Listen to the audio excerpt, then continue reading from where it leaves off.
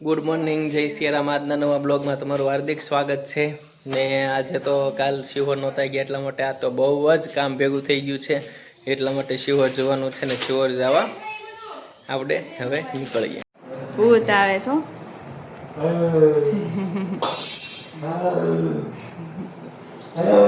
એમાં બાપુજી ને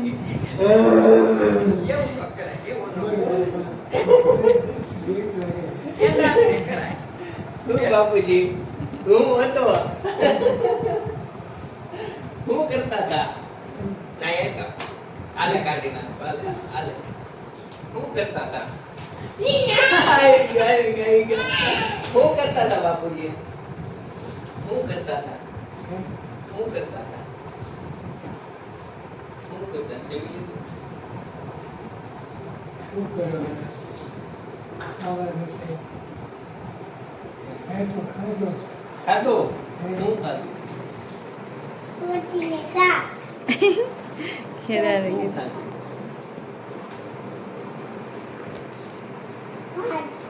ડંડા પાડ ભૂલાઈ ગયું હો બાપુજીને.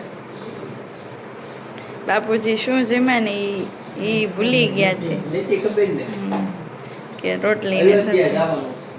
અયોધ્યા અયોધ્યા અયોધ્યા હા તો એ કેવું સંભળાઈ ગયું હું જવાનો છું.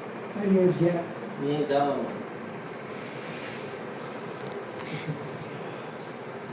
જાવ બસ લ્યો. આવું છે તમારે આવું છે આવો આવું લઈ જાઉં તો મારું જય સ્વામિનારાયણ. આજના મેનુમાં છે રોટલી, ઓનિયન, રીંગણા બટેટાનું શાક, આખા દાળ ભાત, ગોળ ને છાશ. ને મમ્મીએ કોણે બનાવ્યું? પણ હવે તને આવડે નહીં ને મમ્મી આની જેવું બનાવતા.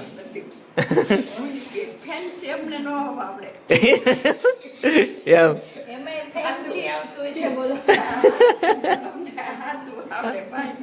હે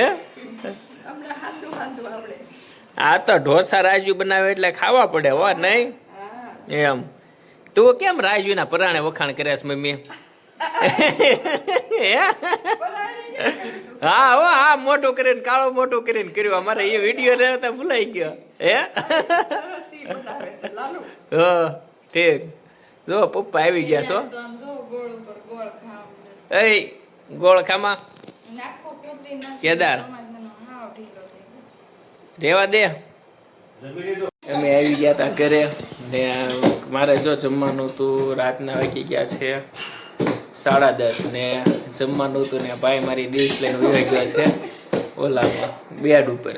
ને આજ છે દાળ ઢોકળી. મને દાળ ઢોકળી બહુ જ ભાવે. રાજવીના હતી એટલે બનાવી છે દાળ ઢોકળી. ને એ બગાડે છે મોઢું. કેમ મોઢું બગાડ્યું? નહીં બગાડ્યું તો ખરા કાંઈક હું એમ એવું છે. ને મમ્મી આમ દામ દોડે છો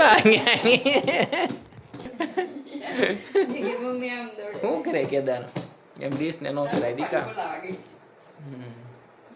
આવી ગયો તાવ એટલે એની માટે બનાવ્યું છે ગરમ દૂધ એવું છે. હાલો કઈ કહેવાનું છે મમ્મી? કીર્તન બીર્તન કઈ ગાવાના?